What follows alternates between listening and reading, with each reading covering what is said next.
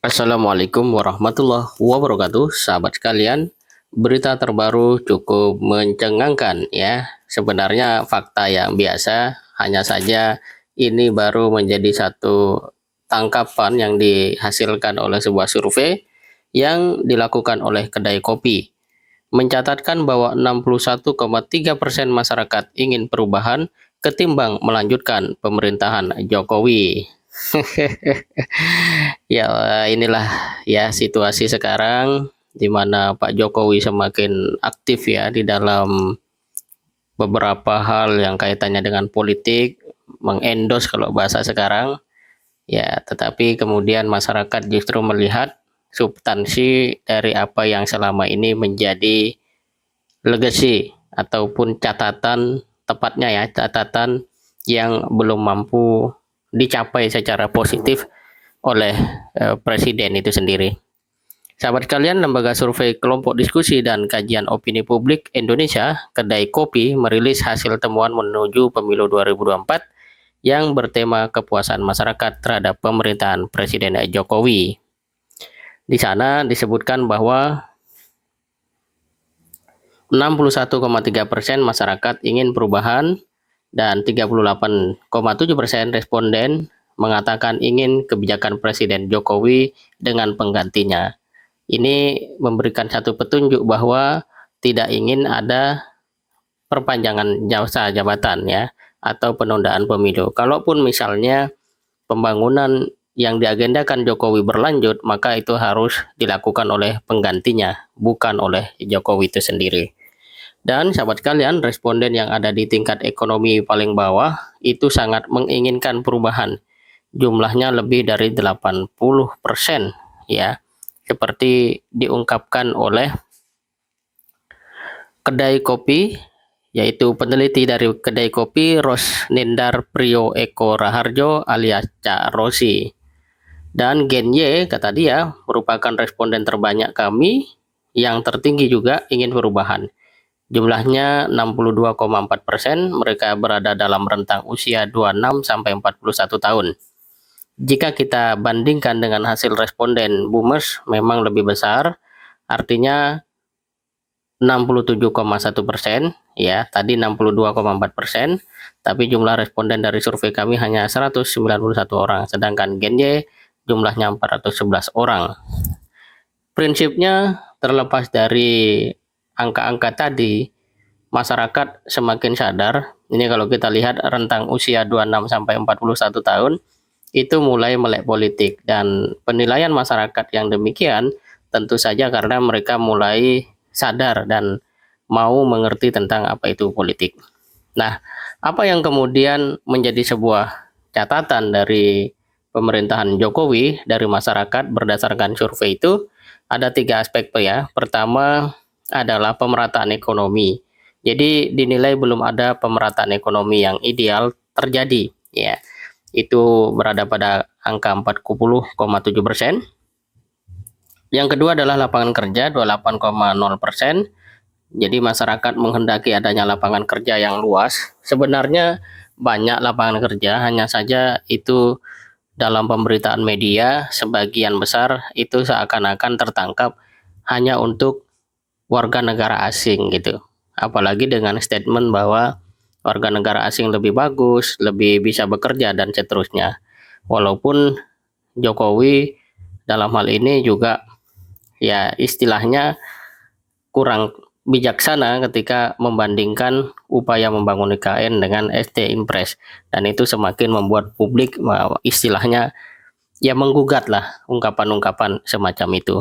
JK sendiri justru mengatakan banyak WNA yang datang ke Indonesia itu tidak punya skill yang memadai, alias hanya pekerja kasar yang sebenarnya bisa dilakukan oleh orang-orang di dalam negeri. Namun sayang itu tidak menjadi pilihan selama ini. Yang ketiga adalah harga bahan pokok yang mahal, 23,2%. Nggak tahu, mungkin sahabat ada yang merasakan ketika membeli nasi untuk sarapan, itu mungkin harga tidak berubah, tapi porsi nasinya berkurang misalnya, atau lauknya yang lebih sedikit, dan seterusnya. Itu merupakan satu cara masyarakat merespon agar tidak terjadi kenaikan harga. Dan sayangnya hal-hal seperti ini justru tidak mampu dihadirkan atau dijaga oleh pemerintah itu sendiri, sehingga harga bahan pokok betul-betul menjadi satu keluhan yang terasa sekali, khususnya untuk masyarakat bawah.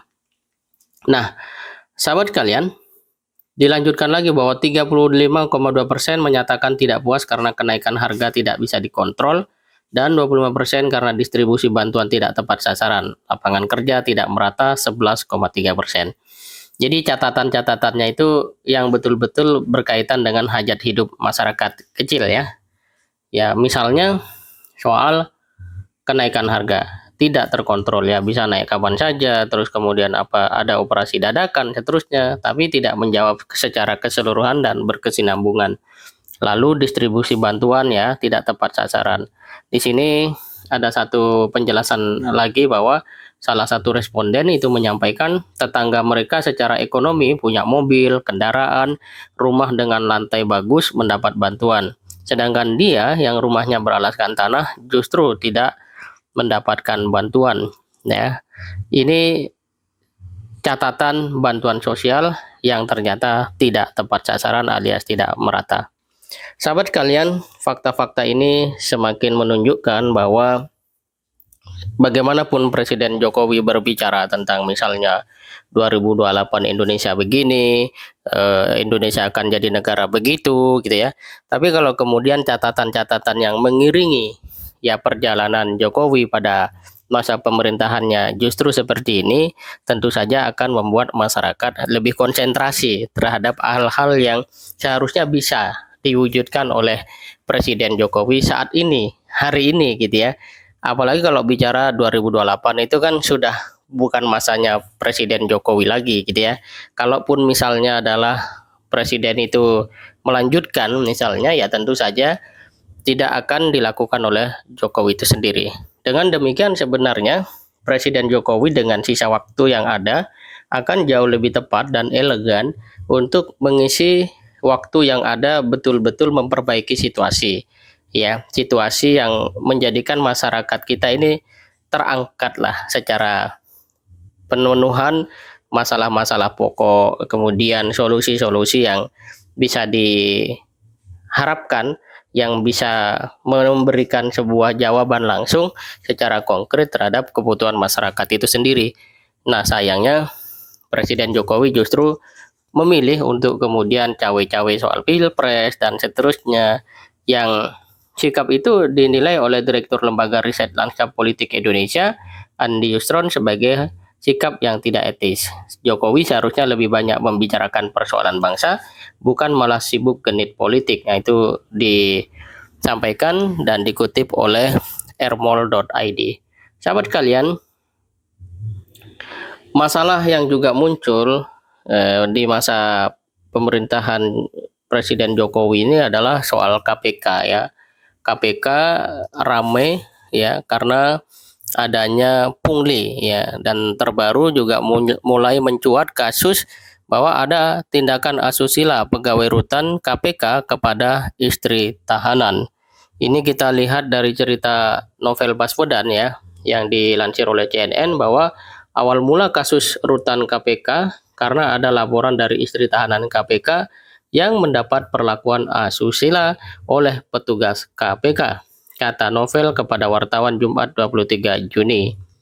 Ini kejadian setelah kami disingkirkan dari KPK dengan TWK yang abal-abal, ujarnya. Nah, kemudian setelah itu sudah gitu mereka tutupi soal fakta bahwa ada laporan dari istri tahanan soal pelecehan yang dilakukan petugas KPK, ungkapnya. Dan sahabat kalian, sekarang bertambah pada soal asusila. Ya, ini tentu saja menjadi sebuah perhatian masyarakat. Kenapa KPK menjadi seperti itu? Ya, sebuah lembaga yang dahulu menyedot perhatian masyarakat untuk Indonesia bebas korupsi, sekarang malah menjadi pusat ya, bukan pusat, artinya menjadi tempat di mana pungli itu berlangsung. Ya, kalau Novel Baswedan mengatakan ya jangan gunakan istilah pungli, terminologinya jangan pungli. Itu bahasanya pimpinan KPK yang ingin menyederhanakan masalah. ini pemerasan atau suap yang merupakan TPK, tindak pidana korupsi, ujar Novel. Nah, sahabat kalian, dengan demikian maka sebenarnya ada banyak hal yang bisa Presiden Jokowi atasi, perbaiki, sembari memanfaatkan sisa waktu sebagai presiden untuk memberikan legasi yang terbaik. Jangan kemudian terjebak pada satu pikiran-pikiran yang pada akhirnya justru menjadikan presiden absen pada hal yang substansi dia harus lakukan, sementara dia sibuk untuk melakukan hal-hal yang belum tentu masyarakat dengan mudah ya untuk mendengar, menerima, mempercayai secara begitu saja. Semoga bermanfaat. Assalamualaikum warahmatullahi wabarakatuh.